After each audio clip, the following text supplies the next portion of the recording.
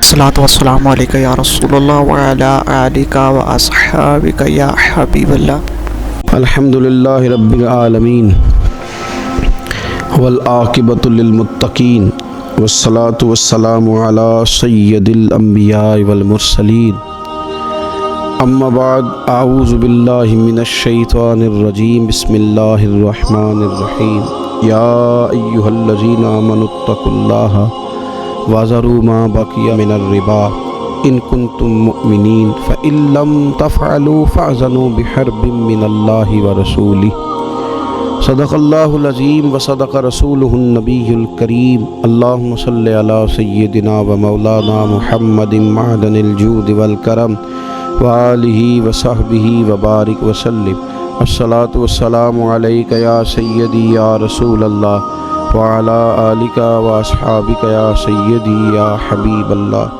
حمد و صلوات کے بعد اللہ تبارک و تعالیٰ نے قرآن مجید میں تجارت کی تعریف کی ہے، سود سے منع فرمایا ہے، تجارت کو حلال رکھا ہے، سود کو حرام کیا ہے۔ سود کسی بھی معاشرے کے اندر کاروبار کو بند کرتا ہے، غریب کو غریب تر کر دیتا ہے، امیر کو امیر تر کر دیتا ہے۔ یہ ایک تو یہ کہ بہت زیادہ کاروباری معاشرتی نقصان کرتا ہے، دوسرا یہ کہ بہت بڑی نحوست پیدا کرتا ہے۔ قرآن مجید احادیث مبارکہ کا مطالعہ کرنے کے بعد یوں محسوس ہوتا ہے کہ شرک کے بعد شاید اتنی مذمت کسی اور گناہ کی نہیں کی گئی جتنی سود کی گئی، اتنے سخت احکامات شاید کسی اور گناہ کے لیے بیان نہیں کیے گئے جتنے سود کے لیے کیے گئے۔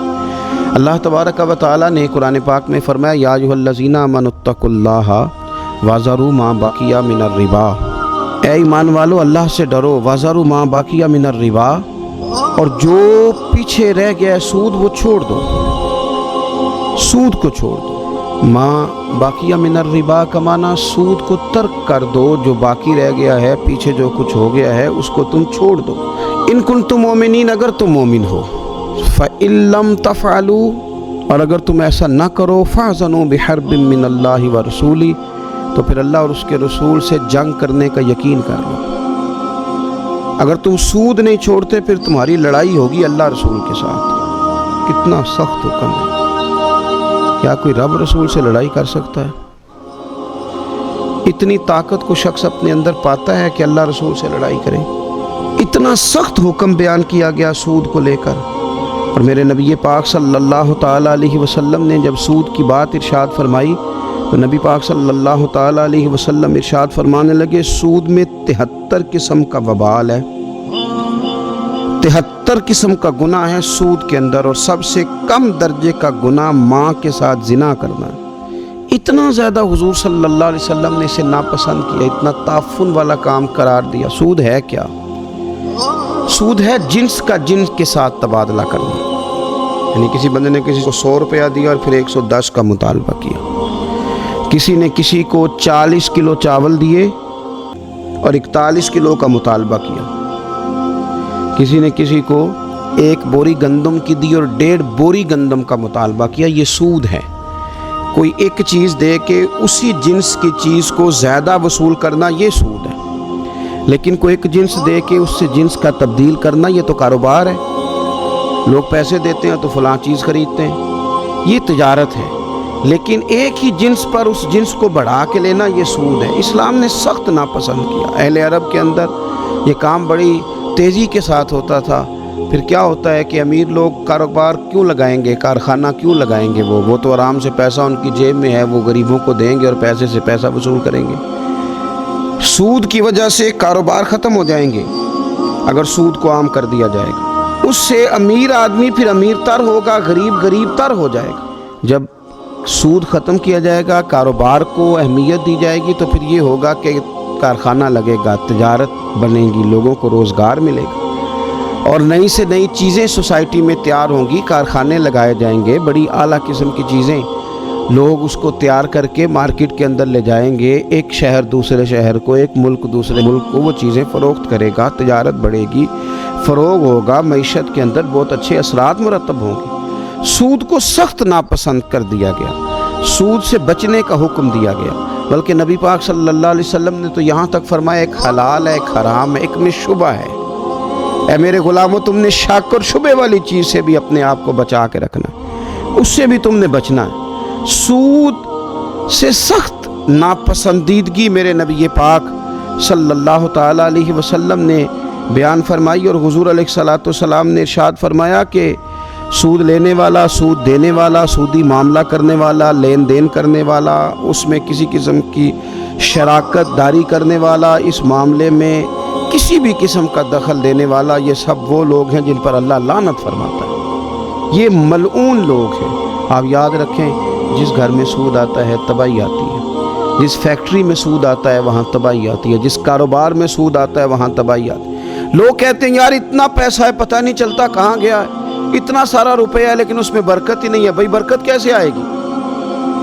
اس روپے میں حرام شامل ہے، حرام۔ دودھ کی بھری ہوئی بالٹی کے اندر اور بھرے ہوئے برتن کے اندر اگر ایک قطرہ شراب کا گر جائے اور ایک قطرہ پیشاب کا گر جائے تو تباہ کر دیتا ہے وہ ساری چیزوں۔ تو آپ کے کروڑوں کے کاروبار کے اندر جب آپ چند لاکھ بھی سود شامل کر لیتے ہیں تو میلا کر دیتا ہے سارے کاروبار، تباہی اتر جاتی ہے۔ سود سے بچیں۔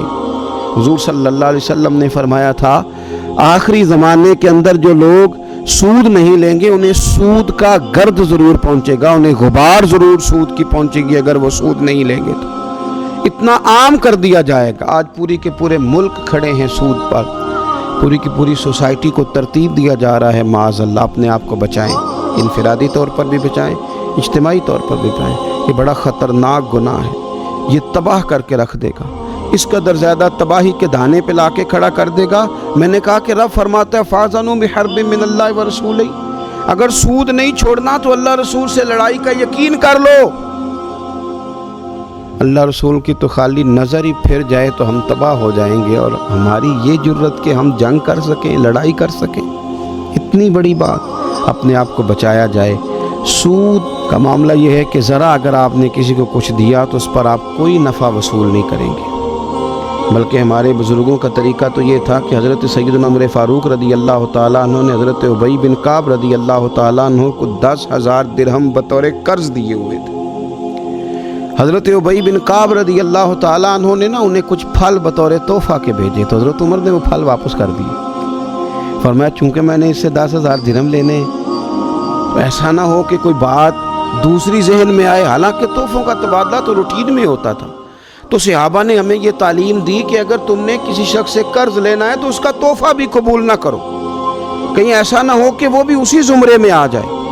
بہت محتاط ہو کے، چونکہ سود کا حکم بڑا سخت ہے، اس میں شدت بہت زیادہ ہے، اس میں تو میں نے کہا کہ جو مداخلت کرنے والا ہے نا اس معاملے میں وہ بھی ملعون اور لعنتی ہے۔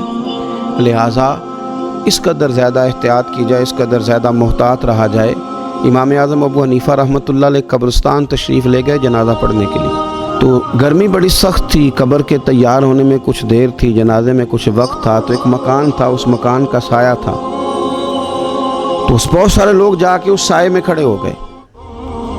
امام صاحب رحمۃ اللہ علیہ بزرگ آدمی تھے، بوڑھے آدمی تھے، سائے کی ضرورت بھی زیادہ تھی، دھوپ بڑی چلچلاتی لوگوں کو تکلیف دے رہی تھی، تو لوگوں نے کہا حضور یہاں تشریف لے آئے سائے میں، تو امام صاحب رحمۃ اللہ علیہ فرمانے لگے نہیں میں یہیں ٹھیک ہوں۔ لوگوں کا اصرار بڑھا، ایک نے بھی کہا، دو نے بھی کہا، جب لوگ سمجھنے لگے کہ یار ایک سیانے آدمی کو ہم دعوت دے رہے ہیں اور ضرورت بھی ہے، تو بلا وجہ امام صاحب اپنے آپ کو تکلیف میں کیوں مبتلا کرتے ہیں، تو امام اعظم فرمانے لگے تم بات نہیں سمجھ پا رہے، اصل میں نا میں نے اس شخص سے پیسے لینے، یہ میرا مقروض ہے، اب اگر میں اس کی دیوار کے سائے سے کچھ نفع لوں گا تو ڈرتا ہوں کہیں سود میں نہ آ جائے، میں اس کے دیوار کے سائے سے بھی نفع نہیں لینا چاہتا، اس لیے کہ قرآن و سنت کے اندر جو سود کے سخت احکامات ہیں وہ میری نظر میں ہیں، میں دیکھ چکا ہوں، پڑھ سن چکا ہوں، مجھے ڈر آتا ہے، تو تھوڑے پہ گزارا کر لیں، تھوڑے پہ قناعت کر لیں۔ ویسے بھی حضور علیہ السلام نے فرمایا تم اللہ کے تھوڑے رزق پہ راضی ہو جاؤ، وہ بھی تمہاری تھوڑی عبادت سے راضی ہو جائے۔ لیکن یہ سود کے معاملات ہمیں بڑے بڑے نا پیکج دیے جاتے ہیں، بڑے بڑے رنگین کر کے بتایا جاتا ہے، بینکوں کے لوگ فلانے لوگ بڑی کہانیاں سناتے ہیں، گناہ کو بڑا سجا سوار کے پیش کرتے ہیں، لیکن یہ تباہی کر دے گا۔ یہ ہمارے دلوں سے لے کر ہماری سوسائٹی تک، ہمارے سماج تک، معاشرے تک، ہر چیز کو اپنی لپیٹ میں لے لے گا۔ اللہ کے حضور دعا ہے اللہ ہمارے گھروں کو بھی، ہمارے احباب کو بھی، ہمارے خاندانوں کو بھی اور ہمارے ملک کو بھی اس سود کی لعنت سے ہمیشہ کے لیے محفوظ فرمائے۔ آخر دعوانا الحمدللہ رب العالمین۔